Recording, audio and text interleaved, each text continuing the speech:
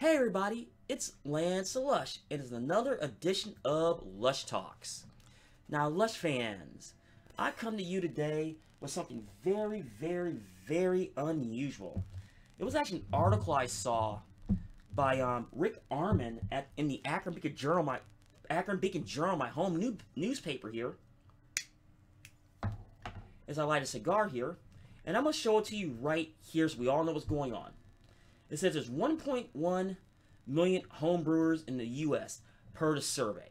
Now, it says here, a new survey by the American Homebrewers Association estimates that there are 1.1 million homebrewers in the United States, with 40% of them taking up the hobby within the last 4 years. Now, this is a quote here, so keep in mind. Homebrewing, in our opinion, is the greatest hobby there is, and the state of the hobby, underscored by the homebrewer's passion, commitment, and creativity, is strong. AHA Director Gary Glass in a prepared statement. The numbers show that we have a lot to look forward to in the years ahead as the hobby is evolving and expanding, reaching Americans in every region and every corner of the country. Now, the group had estimated in 2014 there are 1.2 million homebrewers in the country. The association had no reason for the decline.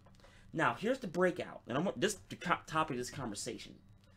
It says it was conducted over 18,000 participants by the first resource from July 21st to September 22nd.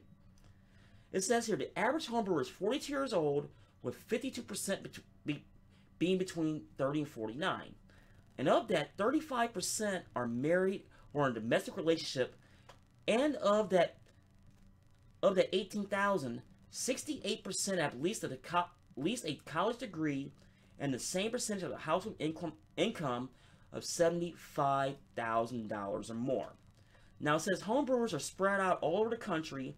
There are 31% in the South, 26% in the Midwest, where I'm at here, 24% in the Northeast, and 19% in the West. Now, as I scroll down, it actually gives a visual breakout. And I'm looking at this list, and I'm thinking to myself, the first thing that threw a flag was this.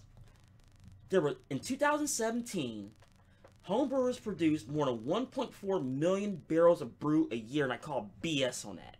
Yes, I know the year's not over yet. They're probably going to the end of the survey. That gotta be closer to 5 million.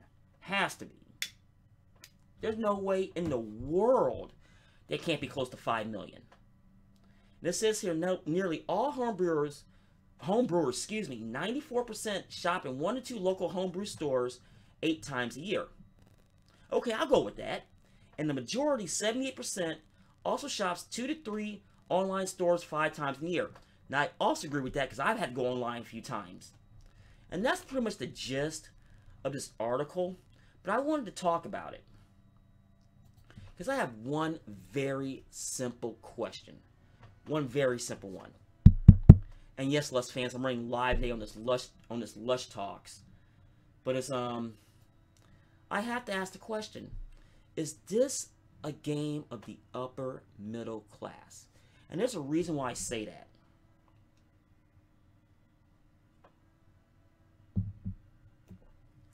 If you go through everything like I do, for instance, throughout the year, I'm going to make $34,000. I mean, that squarely puts me in the middle class, which is still pretty good for a single guy. But the question is, like, is the home brewing starting to price themselves out for people like me? Yes, I know there's people around the world from all types of income standpoints that brews also. But here in the States, okay, let me back up. Here in North America, is it becoming pricey? I really want to know.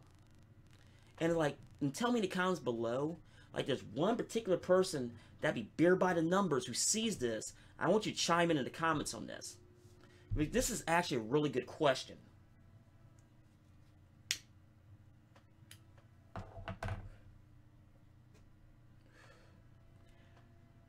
I don't want to get a situation to where it becomes an exclusive club. As an example, I want to do a series of videos where like average Joe and Jane or or making ghetto beer. And I'm not talking about hooch either. I'm talking about true blue ghetto beer on a budget. Yes, it can be done. I mean, Craig Tube, for instance, has done it, but I'm going a little bit farther than him with this. Well, I want to go farther than him with this. So it's something to where, let's say you want to get into homebrewing, for instance, and you don't know your rear end from a hole in the ground. And yes, I'm keeping it clean for this video. You see an article like that, you're automatically intimidated. Now, I'll be the first person to admit that the initial will kill you. It will. But after you get going, the price starts to drop once you know what you're doing, how you're doing it, things like that. Because let me tell you something. If you're going to spend $100 to cook, you're going to spend $80 to make beer. Simple as that. So it's one of those ones to where the exact same premise. And I'm just more concerned about an article like this from the American Homebrewers Association, putting that out there. I'm just more concerned than anything else. But let me know in the comments below, what do you think? Am I on track with this? Am I personally going overboard with this? I mean, maybe it's a mix of both. You tell me in the comments below. Well, Lush fans, I'm going to get off here. This is Lush Talks for November the 11th, 2017. And stay tuned for the next edition of Lance the Lush.